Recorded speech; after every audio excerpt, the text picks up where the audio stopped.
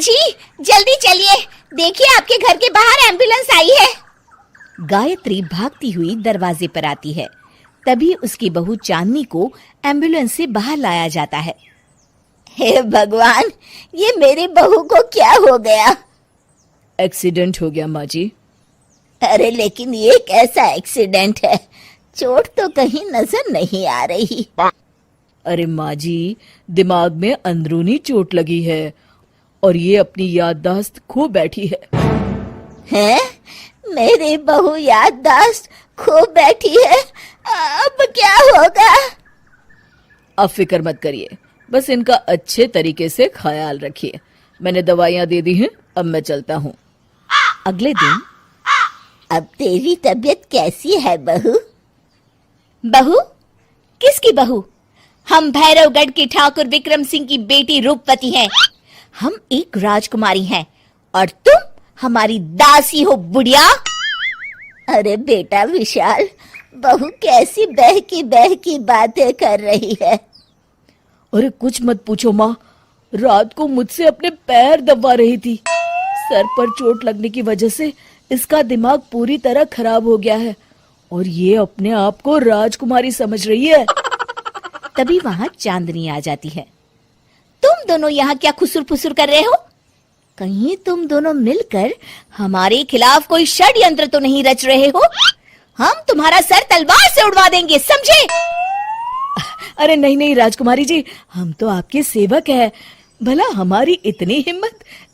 कहिए, आपने यहाँ हॉल में आने का कष्ट कैसे किया? हमें बहुत भूख लगी है। ए दासी, जल्दी से हमारे लिए भोजन का प्रबंध करो। आज हम शाही कबाब खाएंगे। विशाल अपनी माँ को चांदनी की बात मानने के लिए इशारा करता है। ठीक है राजकुमारी जी, मैं अभी आपके लिए भोजन लेकर आती हूँ। इस तरह विशाल और उसकी माँ ना चाहते हुए भी चांदनी की जी हजूरी में लगे रहते हैं। लाओ माँ, जल्दी से मेरा टिफिन दो, मुझे देर हो रही है। अरे ठहर जा, जरा दम तो लेने दे मुझे। सारे घर का काम मुझे अकेली को करना पड़ता है। तेरी बीवी तो राजकुमारी बनी बैठी है, सारा दिन हुक्म चलाती रहती है। अरे माँ, मेरा भी तो यही हाल है।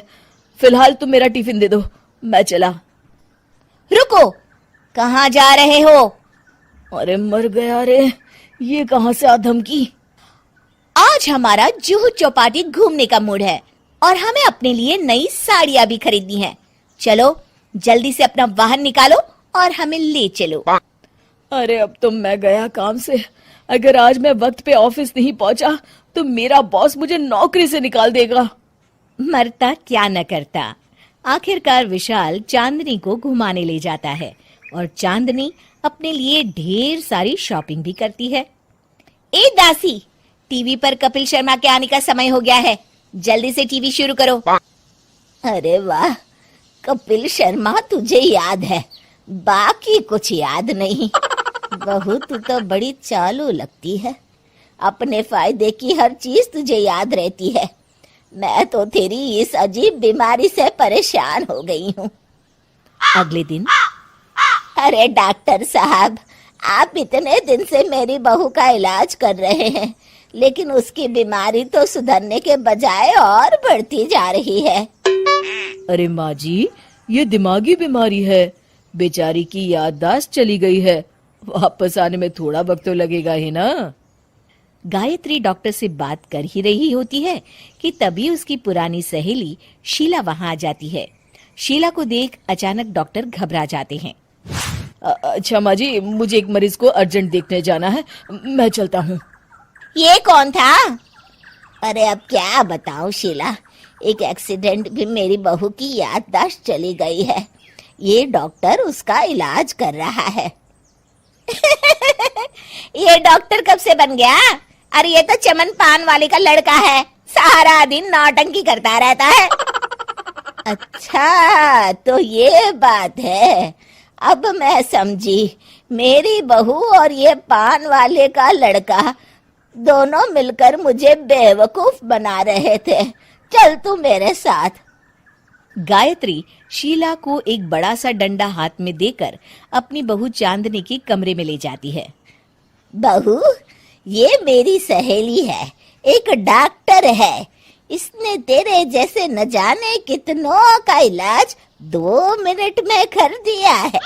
इसका कहना है कि सर पर जहाँ चोट लगी हो, अगर उसी जगह दोबारा किसी बड़े डंडे से जोर से मारा जाए तो मरीज की याददाश्त वापस आ जाती है।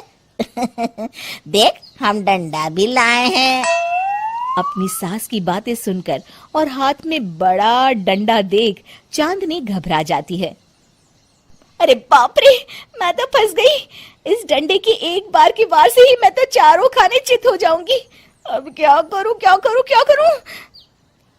लेकिन गायत्री, डंडा सर पर ठीक उसी जगह लगना चाहिए जहाँ चोट लगी है। अरे तू चिंता मत कर, 2-4 बार मारूंगी तो एक बार तो सही जगह लग ही जाएगा ना।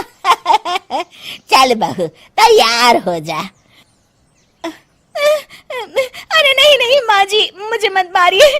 दरअसल घर के काम करने से बचने के लिए मैंने ये सब नाटक किया था। मुझे माफ कर दीजिए, मैं कान पकड़ती हूँ। दोबारा ऐसी गलती कभी नहीं करूंगी।